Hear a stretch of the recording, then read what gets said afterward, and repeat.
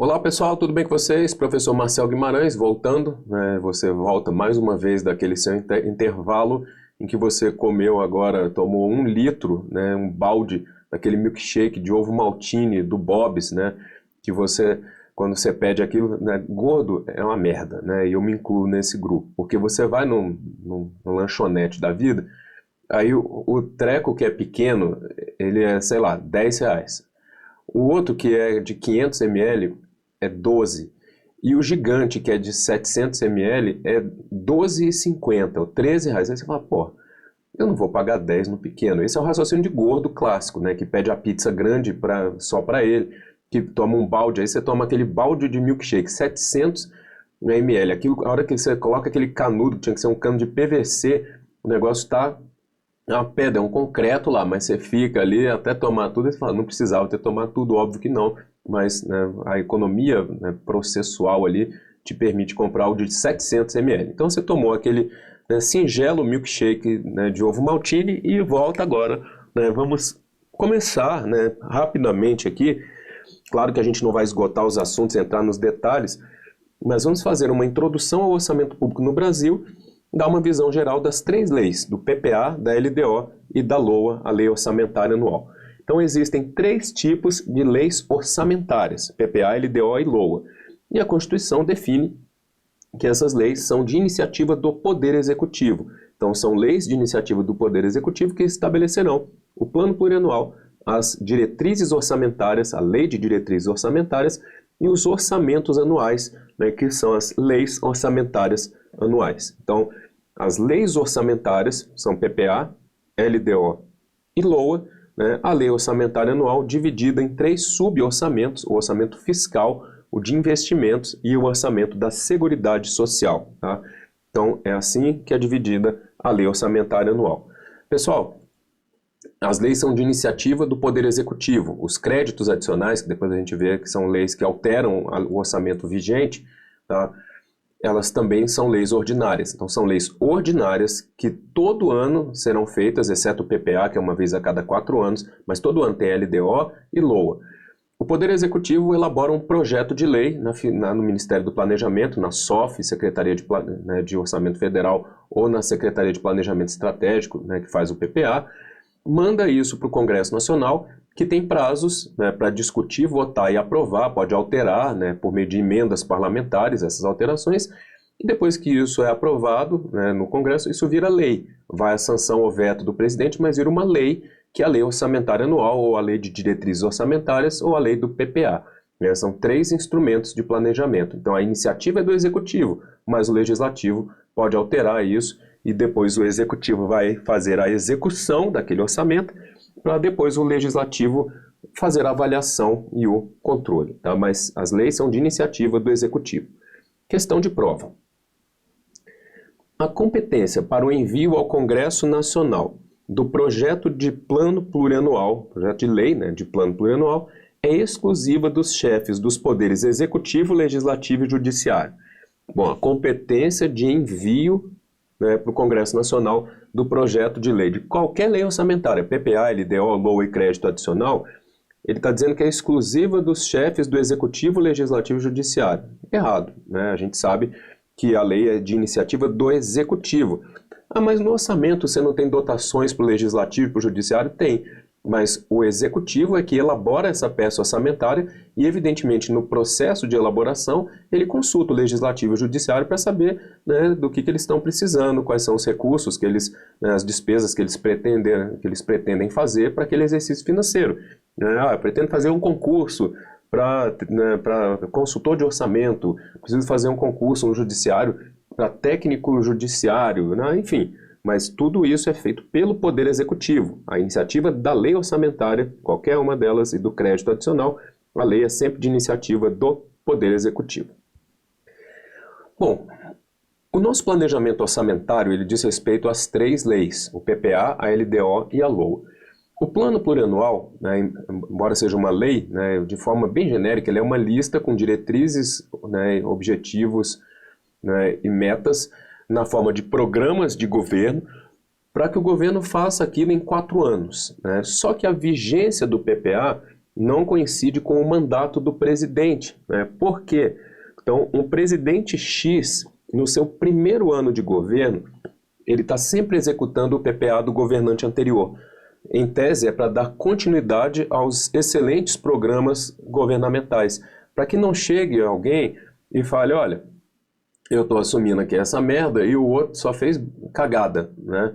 Então, a única coisa importante, né, que a gente tem que manter aqui é a fabricação de papel higiênico, que a gente pretende continuar fazendo merda, né? Tô brincando, não é assim que funciona no Brasil, né? Mas enfim, eu tenho que dar continuidade aos programas de governo, para que não entre alguém e fale, tudo era um lixo e eu quero coisas novas. Eu posso até querer coisas novas, mas eu tenho que ter uma certa continuidade nos programas de governo. Então é por isso que a vigência do PPA não coincide com o mandato do chefe do executivo. Exemplo, no seu primeiro ano de mandato, um presidente X está executando o PPA, né, aqui, ó, do governante anterior.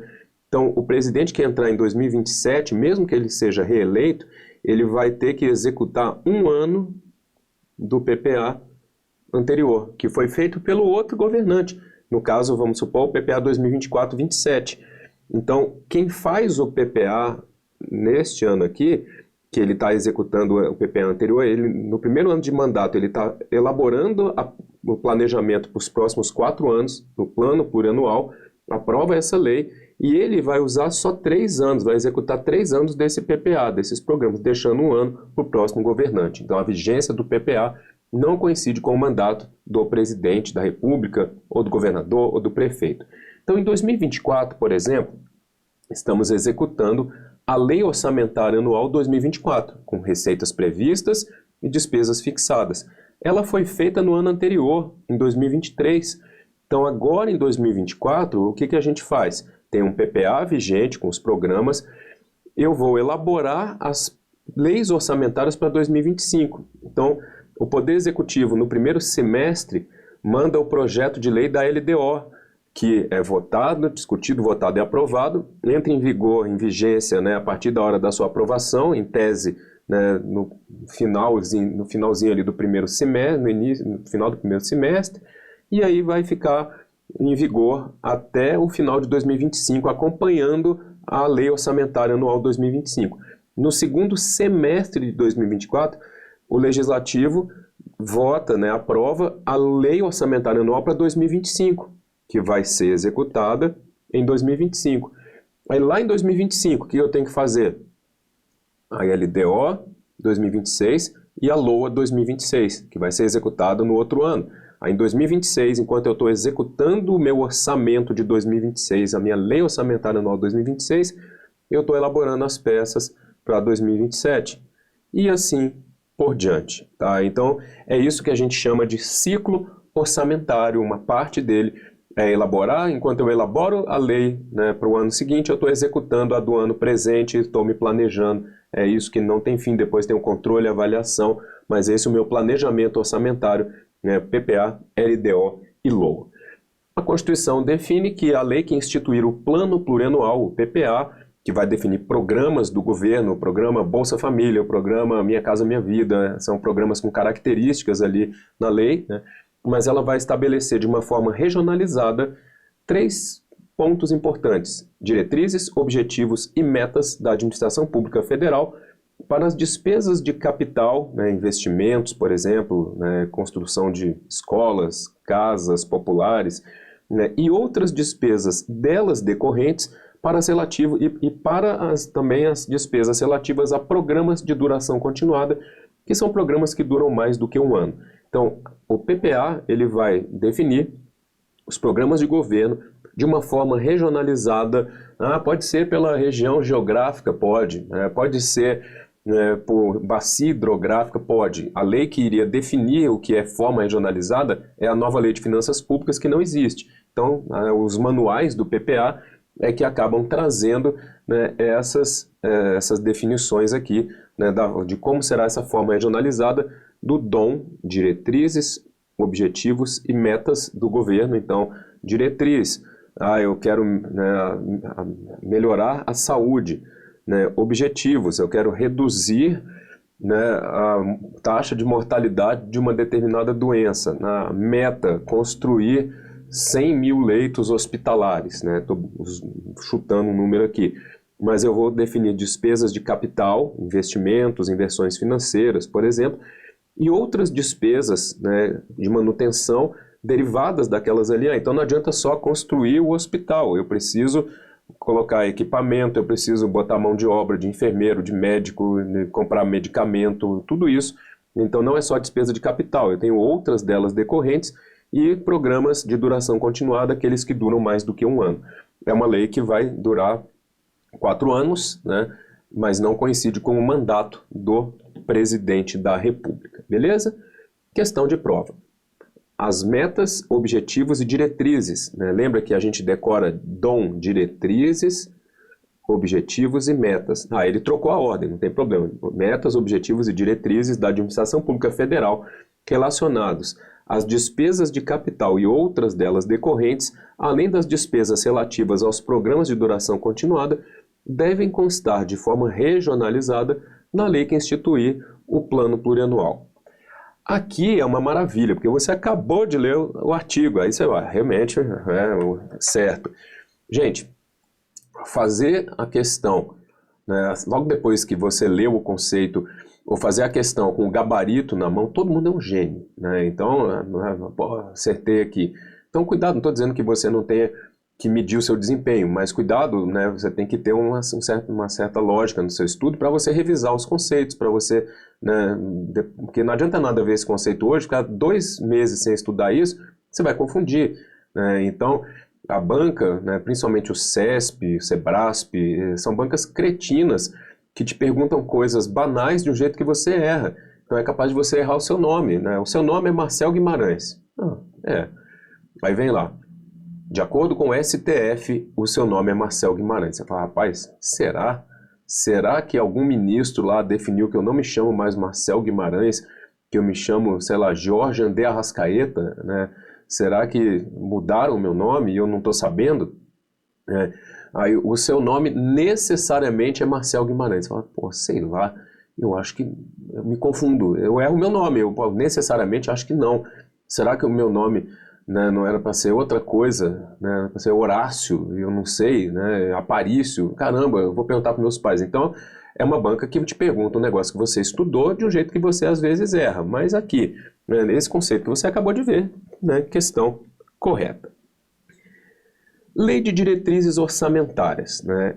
Essa lei, a principal função dela é orientar a elaboração da lei orçamentária anual. Então, todo ano, no primeiro semestre, vai tramitar essa lei no Congresso Nacional, que vai trazer o quê? Diretrizes para a elaboração e execução da lei orçamentária anual, que vem depois, né? Que é elaborada no segundo semestre. Então, também é uma lei de iniciativa do Poder Executivo. Qual é o conteúdo dela? Ela compreenderá metas e prioridades, MP. Então, o PPA era diretrizes, objetivos e metas. Aqui é metas e prioridades da Administração Pública Federal. Além disso, vai estabelecer as diretrizes de política fiscal e respectivas metas em consonância com trajetória sustentável da dívida pública. Principal função, orientará a elaboração da lei orçamentária anual e, além disso, vai tratar, vai dispor sobre as alterações na legislação tributária e estabelecerá a política de aplicação das agências financeiras oficiais de fomento. Então, a LDO, hoje, ela é a principal, né, lei orçamentária em termos de conteúdo, porque não são só esses conteúdos, a lei de responsabilidade fiscal, e isso vai ser estudado ao longo do seu curso, ela trouxe mais uma série de itens, uma série de conteúdos e atribuições para a LDO. Por exemplo, inventou um anexo de metas fiscais, outro de riscos fiscais. Mas a LDO, ela compreende metas e prioridades. Então lembra que no PPA, né, o governo fez lá, né, os programas para 4 anos. O que a LDO vai fazer? Ela não é o elo entre o PPA e a LOA. Então a LDO vai priorizar algumas metas. Olha, a meta do governo era em 4 anos construir 4 mil leitos hospitalares. A LDO vai priorizar, fala, no primeiro ano eu quero construir 2.000, porque eu quero acabar com esse problema aqui. Então eu vou ter dinheiro para isso, Então a minha prioridade do governo é o quê? Lembra que o PPA tem diretrizes, objetivos e metas? Metas, 4.000 leitos hospitalares para 4 anos. A LDO vem e fala o seguinte, minha prioridade é essa, eu quero construir já 2.000 leitos hospitalares. Ela não orienta a elaboração da LOA, então quando eu for dimensionar o meu orçamento, eu preciso saber de onde eu vou tirar dinheiro para dar um jeito de construir esses 2.000 leitos hospitalares, para fixar essas despesas, autorizar esses gastos. Então a LDO vai trazer essas diretrizes, vai orientar a elaboração da lei orçamentária anual. Então, ela é o elo entre o PPA e a LOA. Essas prioridades e metas são compatíveis com aqueles objetivos e a estrutura dos programas definidos no PPA. Ela orienta a elaboração da LOA. E aí vem um ponto importante. O que acontece, pessoal? Até 2021, né, e aí questões de provas mais antigas, existe um trecho aqui da LDO, que a definição do texto constitucional era a seguinte, que a LDO vai tratar também de despesas de capital para o ano subsequente. Esse trecho da definição, esse conteúdo, não quer dizer que não tenha mais esse conteúdo na LDO, mas o texto constitucional suprimiu essa parte, né, da parte de despesas de capital para o ano subsequente. Então uma questão de 2022, por exemplo, cobrou isso, foi anulada, porque não é mais isso, agora a regra é outra. Agora o governo está mais preocupado com a dívida pública. Então a LRF em 2000 criou um anexo de metas fiscais, dizendo que o governo tinha que ter metas. Ficou famosa a história da Dilma em 2014, 15, quando mudou a meta, tinha uma meta de resultado primário, que era positiva, e tentaram alterar essa meta, porque viu que não ia cumprir, que ia ser negativa, e aí ela deu aquela espetacular entrevista dizendo que não tinha meta, mas que depois dobrava a meta. Era a meta fiscal. Essa meta fiscal é definida na LDO, no anexo de metas fiscais, do resultado primário, que em vez de ser 100 positivo, ia ser 50 negativo. Aí ela não dobrar a meta, não tem meta, aquela baboseira lá, mas era nesse contexto. E a partir da LRF, e nos últimos anos, como o Brasil começou a ter teoricamente, uma maior preocupação com essa trajetória sustentável da dívida pública, com o regime fiscal, com o arcabouço fiscal, então eles resolveram mudar a LDO para trazer para a Constituição um conceito que já existia na Lei de Responsabilidade Fiscal, que era tentar o quê? Estabelecer diretrizes para uma política fiscal e respectivas metas que estejam de acordo com uma trajetória sustentável da dívida pública. Eu não quero que a minha dívida pública cresça, eu quero ter metas fiscais, resultado primário, por exemplo, suficiente para ter uma trajetória de declínio, por exemplo, da minha dívida. Então trouxeram para o texto constitucional essa atribuição da para a LDO, o que já era feito por conta da Lei de Responsabilidade Fiscal, mas quiseram dar um status de um conteúdo constitucional para esse aspecto aqui, tá bom? Bom, além disso, a LDO ela dispõe sobre alteração na legislação tributária. Cuidado com isso, porque não significa que a LDO vai alterar a legislação tributária. O que é dispor sobre a alteração na legislação tributária? Lembra que a gente comentou, ou se não comentou, você vai aprender, que as principais receitas do governo são as tributárias, os impostos, taxas, contribuição de melhoria, são a principal fonte de financiamento do gasto público. Então tem a necessidade de ter uma previsão adequada em relação aos acréscimos ou decréscimos dos tributos. Então a LDO ela não vai instituir um novo tributo, mas ela vai fazer o quê? Uma previsão disso. Ela não vai alterar ou diminuir a alíquota de um imposto, mas ela vai fazer, vai preparar o terreno para isso. Então a LDO ela não vai dizer, olha, a partir do ano que vem, eu estou instituindo uma nova alíquota do imposto de renda para 30% para quem ganha mais de tantos salários. A LDO não pode fazer isso. Essa é uma matéria para uma lei complementar, é uma lei uma lei específica que vai, lei complementar, uma lei específica que vai alterar a alíquota de um tributo, de um imposto, de um ITBI, de um ITCD, de um IPVA, de um imposto federal, imposto de renda, IPI. É uma lei federal específica para aquilo. A LDO não tem esse poder de alterar a alíquota do imposto, mas ela tem que dispor, tratar disso. Por quê? Porque ela não orienta a elaboração da lei orçamentária anual. A receita mais importante, uma das mais importantes, não é o imposto, por exemplo, não é o tributo, né? Os tributos tributos é um termo geral que comporta imposto, taxa, contribuição de melhoria, né? As contribuições, os empréstimos compulsórios, mas enfim, né? Vamos supor que uma lei específica está alterando a alíquota de um imposto de 3% para 5%.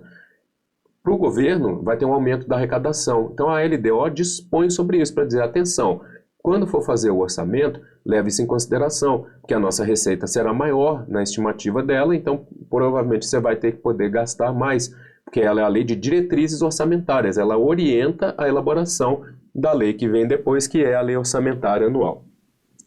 E ela estabelece essa tal de política de aplicação das agências financeiras oficiais de fomento, né, que define políticas prioritárias, né, para o Banco do Brasil, BNDES, Caixa Econômica, Banco do Nordeste, que são agências fomentadoras de desenvolvimento, né, emprestam dinheiro. Então vem lá, na LDO vai definir como política de aplicação dessas agências oficiais, né, agências financeiras oficiais, não é uma política de crédito da Crefisa, lá da tia Leila do Palmeiras, não é isso. São agências, né, oficiais, Banco do Brasil. Então a LDO vai dizer lá, olha, o Banco do Brasil prioritariamente vai emprestar dinheiro para quem quer fazer, sei lá, um crédito na parte agrícola, né? Já a Caixa Econômica vai fazer empréstimo, vai fomentar a área de habitação, né? Enfim, né, o BNDES vai ter essa política aqui, a LDO vai fazer, né, estabelecer essas regras aqui para aquele exercício financeiro, né, essa política de aplicação. Questão de prova. De acordo com a Constituição Federal de 1988, a Lei de Diretrizes Orçamentárias deve compreender as metas e prioridades da administração pública federal e estabelecer as diretrizes de política fiscal e respectivas metas em consonância com trajetória sustentável da dívida pública. Então, é o conceito atual, né, que já depois da emenda constitucional, a LDO deve sim compreender metas e prioridades e estabelecer diretrizes de política fiscal e respectivas metas em consonância com a trajetória sustentável da dívida pública. Ah, professor, beleza, entendi, é uma questão nova, né, nova assim, depois, né, da emenda constitucional de 2021, que alterou esse texto, tudo bem, mas não está incompleto. Ele não falou, por exemplo, da parte de agência de fomento, de dispor sobre alteração na legislação tributária. É claro que a maioria de vocês já deve saber disso, né, já percebeu, né, que, né, existe uma sistemática em resolver provas de certo ou errado, ou a prova de múltipla escolha. Esse conceito está incompleto, né? Só que ele não está errado, porque realmente, de acordo com a Constituição, a LDO deve sim tratar de meta e prioridade e estabelecer essas diretrizes. Ele não falou, por exemplo, de orientar a elaboração da LOA, né? Esse incompleto tornou o item errado? Não. Por quê? Porque isso não está errado afirmar isso aqui. Agora, se eu colocasse um termo restritivo, exemplo, de acordo com a Constituição, a LDO deve compreender apenas os seguintes pontos: metas e prioridades e estabelecer diretrizes de política fiscal. Não, não é apenas esses dois, tem mais um monte de coisa, então passa a ser errado. Por isso que, em regra, né, termos restritivos, né, apenas, somente, tendem a tornar o item errado. Nem sempre, às vezes a literalidade da lei traz esses termos, né? Então você tem que tomar cuidado, mas essa é a lógica aqui dessa questão. E aí, numa prova de múltipla escolha, se essa aqui fosse a letra A e a letra D fosse o conceito completo, qual que está mais certa? Não, é o conceito completo. Aí a outra, da letra D, é a minha resposta. Então eu tenho sempre que entender o contexto daquela questão, tá? Mas aqui é só para mostrar que a banca já tem cobrado o conceito, né, mais moderno aí da LDO. Lei Orçamentária Anual. É o nosso orçamento público, é uma lei que é feita todo ano porque ela vai estimar receitas e fixar despesas ou autorizar gastos para aquele período de um ano, de 1º de janeiro a 31 de dezembro. Vem um texto da lei, né? Esta lei estima receitas e fixa despesas para o exercício financeiro de, sei lá, 2024. E aí vem uma série de dispositivos tratando, né, das regras orçamentárias para aquele ano, qual a previsão de recurso, né, total de receita e despesa. Vou separar, né, as minhas receitas previstas, mostrar as minhas despesas fixadas com várias tabelas, com várias classificações. Vou dividir essa lei em 3 suborçamentos: o fiscal, da Seguridade Social e de investimentos. Só para vocês saberem, até 84 existia um tal do orçamento monetário. A Constituição aboliu esse pedaço, esse suborçamento. Hoje é só o fiscal, Seguridade Social e investimento, e ela tem vários anexos, tá? Esta lei vale para um ano, porque no Brasil, a gente segue um princípio da anualidade, que é o quê? O orçamento ele é elaborado para um período de tempo, geralmente um ano. No Brasil, esse um ano coincide com o ano civil, o exercício financeiro coincide com o ano civil, portanto, a nossa peça orçamentária, eu fiz um rabisco idiota aqui, era isso que eu queria fazer, vale de 1º de janeiro a 31 de dezembro. E para o outro ano, aí já é a lei orçamentária anual 2025, 2026 e assim por diante, temos a nossa anualidade do orçamento. Ele é separado em 3 suborçamentos: o fiscal, da Seguridade Social e o de investimentos. Na época entenderam que era uma forma adequada de você enxergar o efeito das empresas estatais e também das 3 áreas da Seguridade Social, a saúde, a previdência e a assistência social, e tentar controlar melhor esses recursos. Não vou entrar no mérito aqui de dizer que se isso deu certo ou não, mas o fato é que temos 3 orçamentos. O fiscal, que é o maior de todos, o mais importante, digamos assim, porque ele abrange toda a administração pública direta e indireta, todos os órgãos, autarquias, fundações públicas, estatais, dependentes, englobando despesas e receitas para toda essa galera, exceto os recursos das empresas estatais independentes, cujos investimentos estão dentro do tal do orçamento de investimentos, e as despesas para 3 áreas de saúde, receitas e despesas para 3 áreas: saúde, previdência e assistência social. E é aí que estão essas 3 áreas formam a parte que a gente chama de orçamento da Seguridade Social. Não precisa se preocupar com isso, é só para você entender que o orçamento público, nossa LOA, é dividida nessas 3 áreas, essas 3 partes, fiscal, Seguridade Social e investimentos, mas em termo prático está tudo numa peça só, que é a Lei Orçamentária Anual, beleza? Questão de prova: o orçamento anual estima as despesas e autoriza as receitas para o próximo exercício anual. Gente, essa é uma pegadinha clássica, Então, entenda ou decore o quê?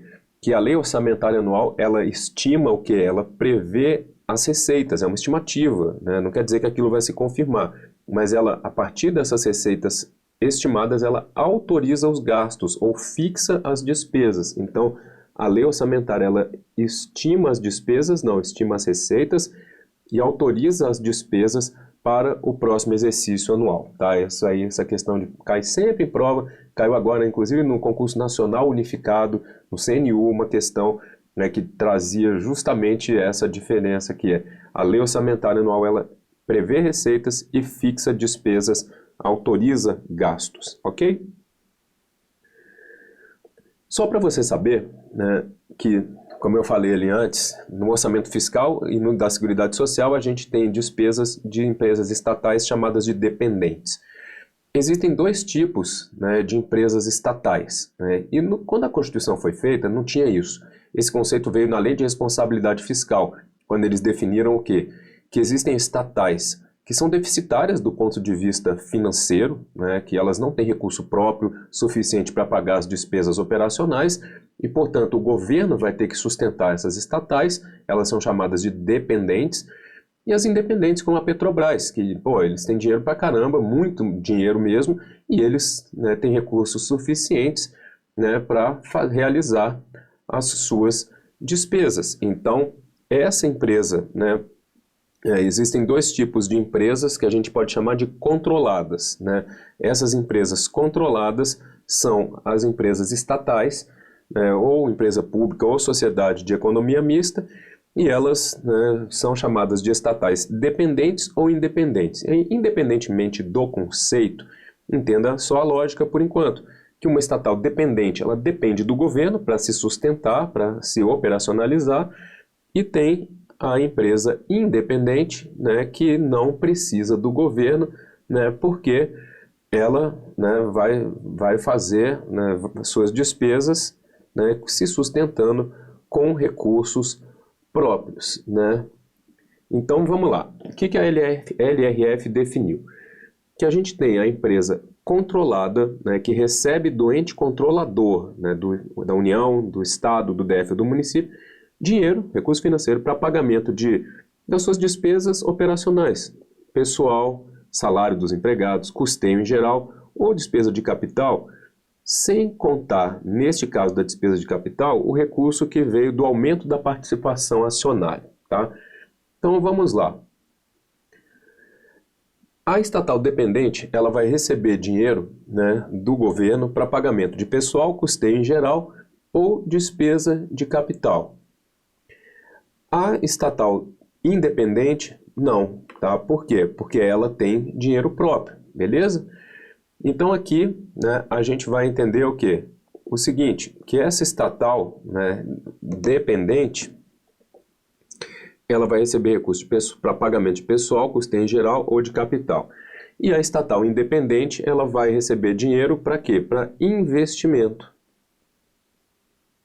Investimento. Por isso que ela, né, o governo vai entregar dinheiro para ela só para ela investir. Ele vai fazer um aumento de participação acionária, ele vai ser mais dono dela, tá? E ele vai, né, de alguma forma ali, fazer com que essa, né, empresa aplique esse recurso na forma de investimentos. É por esse motivo que, na prática, para você descobrir que se uma estatal é dependente ou independente, você olha em que parte do orçamento ela está localizada.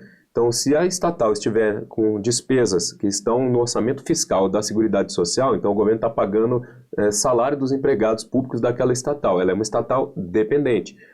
Se o governo não coloca essas despesas, porque é a Petrobras que paga dinheiro dos seus empregados com recurso próprio.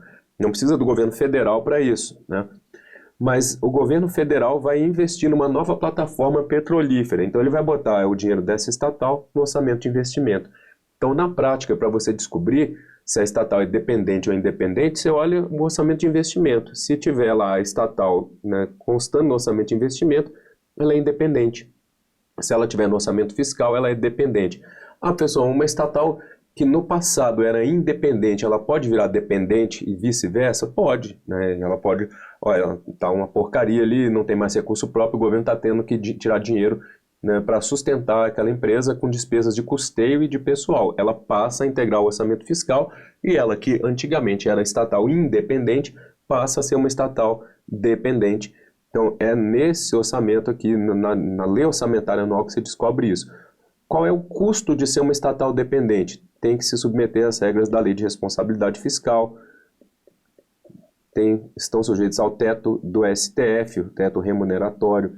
Então, seus empregados só podem receber no máximo o teto constitucional. A estatal independente não, seus dirigentes podem ganhar mais que o teto, sei lá, R$200 mil, né? O teto hoje é 44, 45, por aí. Tá? E aí não tem que obedecer LRF. Né? A estatal dependente tem que fazer balanço de acordo com a lei 4.320, mas enfim, saiba só, né, essa diferença, isso vai ser aprofundado durante o curso, mas é para você entender, né, qual é uma das finalidades do orçamento de investimento, é para descobrir, né, que a estatal é independente, beleza? Daqui a pouquinho a gente retorna.